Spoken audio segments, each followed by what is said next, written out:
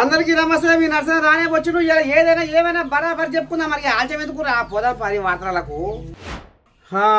ఏనుగు రొంపిలో కూరకపోతే కాకైనా వస్తుంది అన్నట్టు పుసుక్కున కారు ఉల్టా పల్టా అయినా కొట్టడానికి నీ పాడైపోరు. ఇక రేవంతం అయ్యా ఇదే అదునుగా భావించి కేటీఆర్ని ఎన్ని అనాలనో గంజి అంటుండు. ఏమన్నాడు, ఒక్క సీటు కూడా నువ్వు గెలవలేవు పార్లమెంట్ ఎలక్షన్లో అనగా ఇక దానికి ఇక కేటీ రావులు ఏం కౌంటర్ ఇస్తుండంటే చూడండి.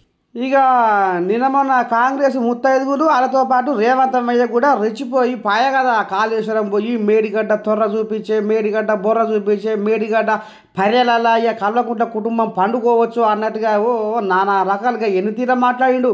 ఇక నిన్న అలా పాడైపోను ఏదో పార్లమెంట్ ఎలక్షన్లల్లో మీరు ఒక్క సీటైనా గెలిచి చూపించు, నీ దమ్మేందో నీ తడాకేందో చూపి అని రేవంతమయ్య రెచ్చిపోయి కేటీఆర్కు సవాల్ వేసా కదా. ఇక దీని మీద కేటీఆర్ అనుకున్నాడు అగ్గి మీద గుగ్గిరవై నీ దమ్ముంటే ఇగో అని ఇంకో ఈ రకంగా కౌంటర్ ఇస్తుండ్రులా చూడు ఏమంటుండో. మగాడివైతే రైతు భరోసా స్టార్ట్ చేయి, 70 లక్షల రైతుల ఖాతాల్లో డబ్బులే నేను కూడా అడగవచ్చు.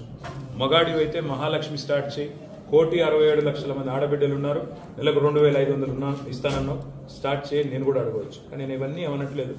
ఒక్క సీట్ అయినా గెలవము అనే మాట మాట్లాడావు కదా.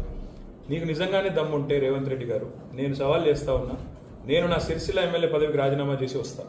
నువ్వు నీ ముఖ్యమంత్రి పదవికి కొడంగల్ ఎమ్మెల్యే పదవికి రాజీనామా చేసిరా. నీ సిట్టింగ్ సీటు మల్కాజ్గిరిలో ఇద్దరం కొట్లాడదాం. ఆ ఒక్క సీట్లోనే తేల్చుకుందాం. ఈ రాష్ట్రం అంతా అతలాకుతలం చేయాల్సిన అవసరం లేదు.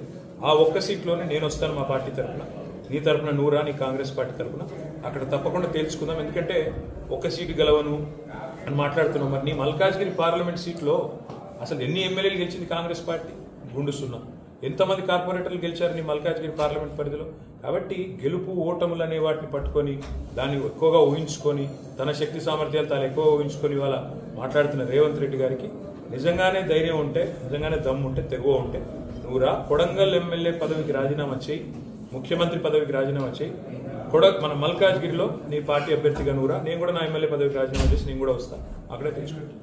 ఇక ఏమో పోరి ఇలా పంచాయతీలు పాడువాడ పొద్దుగాల మొదలు పెడితే పొద్దుగా దాకా ఇలా తీట పంచాయతీలు అవుతున్నాయి. కానీ మరి జనాల మీద సోయి పెట్టి మరి ఏం చేయాలి, ఎట్లా చేయాలి, నియోజకవర్గాలు ఎట్లా అభివృద్ధి చేయాలి, మరి ఓట్లేసి గెలిపించిన జనాలను ఎట్లా ఆదుకోవాలి, ఏంది ఏం కథ అన్న సోయి లేకుండా ఒకరి మీద ఒకటే తిట్ట పురాణం పెట్టుకోరులా చూడాలి. మరి రాగా ఈ తీట పంచాయతీలు ఎందాక మోపైతాయో సామాన్య జనాలు ఏ రకంగా ఇదైపోతారో ఏం కథ అని ఒకటే గుసగుస పెట్టుకుంటారట తెలంగాణ జనాలు.